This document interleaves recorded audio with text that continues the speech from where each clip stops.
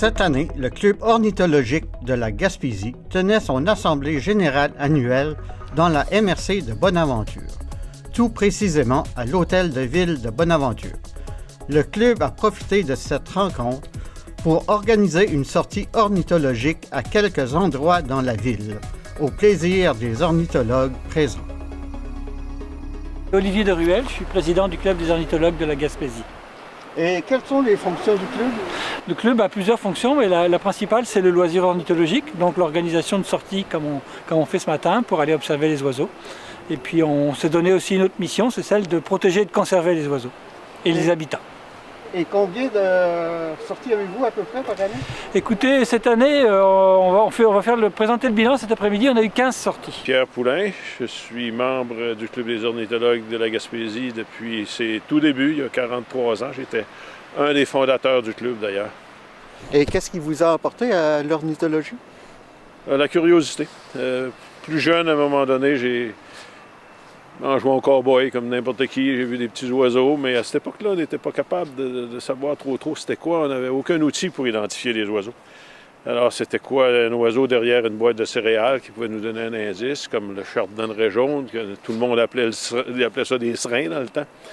Il y en a qui utilisaient des petites cartes dans le terrain de rose pour identifier les oiseaux.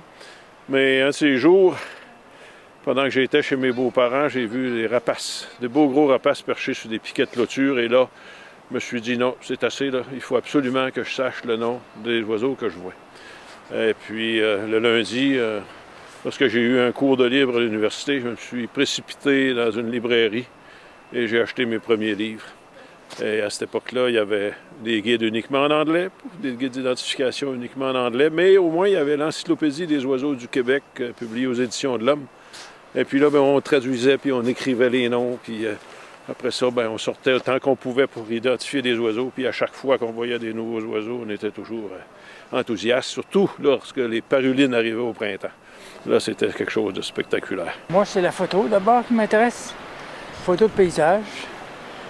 Et comme les oiseaux font partie du paysage, je joins l'utile à l'agréable en essayant d'identifier les espèces d'oiseaux qui se présentent à la vue, partout où on se trouve sur le territoire. Quel endroit couvrez-vous, le club? Alors, on couvre les 5 MRC de la Gaspésie, ainsi que l'ensemble du parc de la Gaspésie. Donc une petite partie sur la MRC de la Matanie. On est environ 120 membres inscrits, un peu plus si on compte les membres familiaux. Mais il y a aussi beaucoup d'autres gens qui s'intéressent aux oiseaux. Par exemple, sur notre groupe Facebook, il y a 6000 personnes qui sont abonnées sur ce groupe.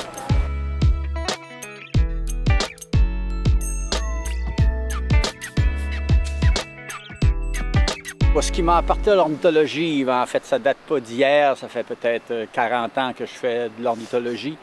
C'est l'amour de la nature, l'intérêt pour les oiseaux, tout ce que ça peut représenter, la découverte, rechercher à voir des espèces nouvelles, l'observation des oiseaux, ça nous met en contact avec la nature. Et qu'est-ce que le club d'ornithologie vous apporte à vous? Des connaissances additionnelles. Surtout des connaissances additionnelles parce qu'il y a beaucoup d'oiseaux, même si j'ai des outils pour m'aider à les identifier, c'est assez difficile parfois. Ils sont un précieux secours pour me fournir de l'information précise et exacte. Il y a beaucoup de gens très expérimentés dans ce club-là. Et c'est agréable aussi de partager un intérêt commun. Et vous faites de la photo depuis longtemps? Oui, la photo, ça, c'est mon truc. Moi, c'est d'abord la photo, ensuite la photo ornithologique. Mais la photo, ça fait très, très, très longtemps. J'ai été toujours fasciné par l'image, par la peinture, tout ce qui était une reproduction de ce que les gens voient. Alors moi, ce que je vois aussi, j'essaie de le photographier. Ce que je vois. Pas ce qui est là, ce que je vois. C'est la puissance que la photographie possède. c'est de montrer ce que nous voyons et non pas de montrer ce qui est là. Quel oiseau peut-on observer ici en Gaspésie? Oh là là! Les plus fréquents? Il y en a beaucoup, il y a plus de 300, il y a à peu près 350 espèces d'oiseaux qui ont déjà été observées en Gaspésie. Donc ça dépend complètement des lieux dans lesquels vous allez. Hein. Il y a des choses qui sont très très particulières à notre territoire, comme la colonie de Fou-de-Bassan.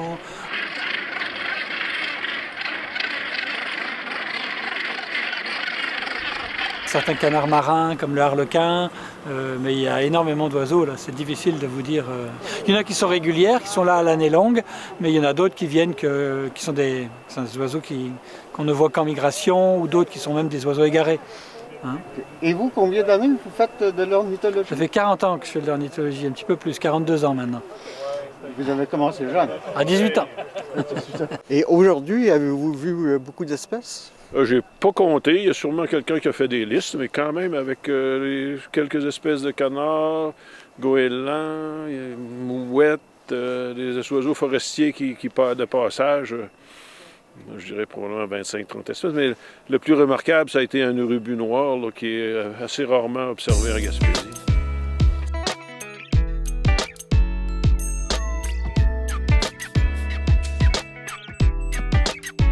Ça a été une bonne matinée, on a fait des observations intéressantes.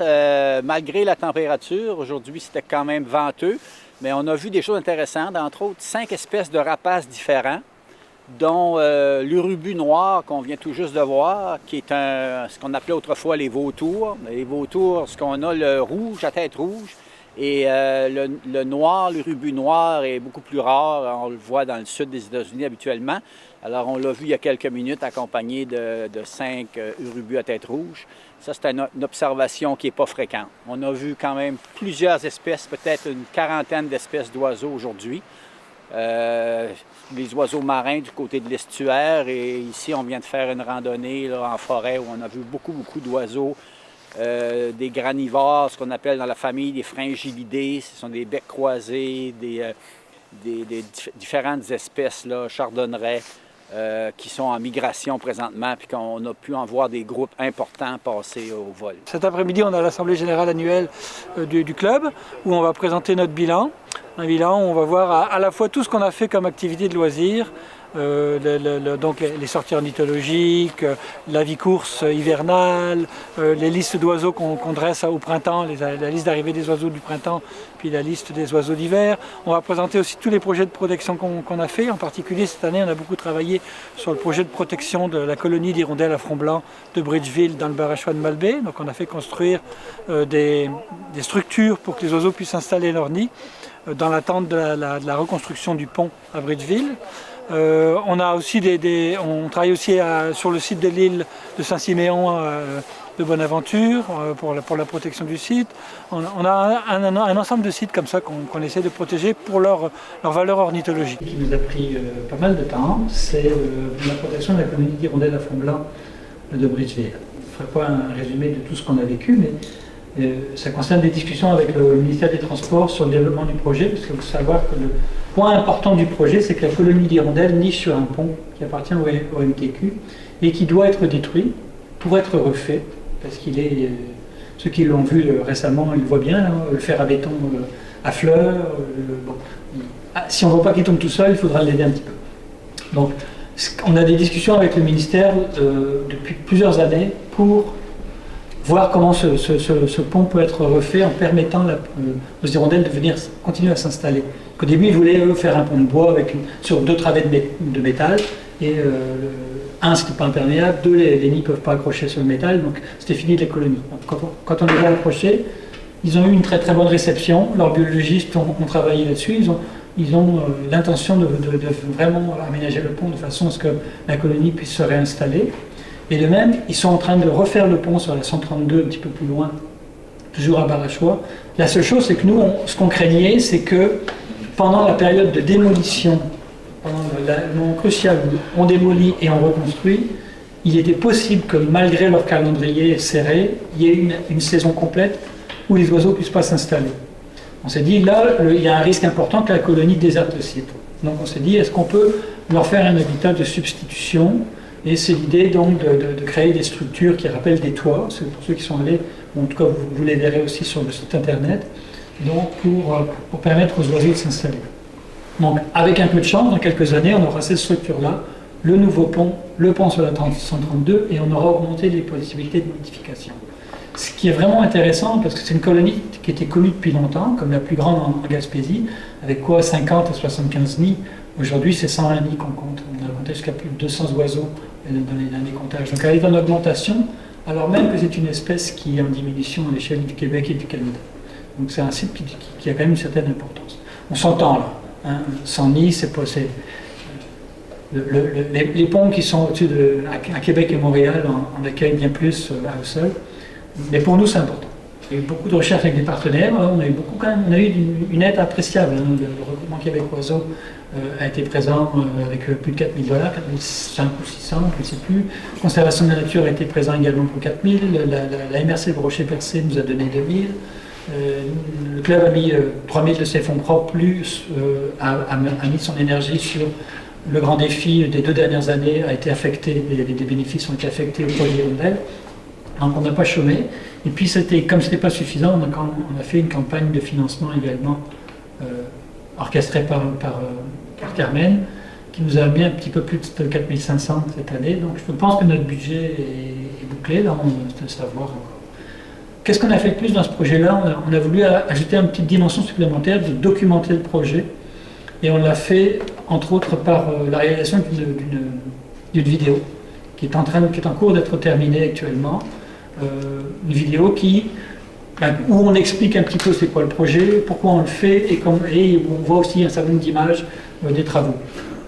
C'est pas un long métrage, c'est quelques minutes, mais ça permet de garder une trace, qui peut être un outil pédagogique, qui peut être un outil de comparaison avec d'autres projets. Qui peut participer au club? Tout le monde, c'est ouvert à tout le monde.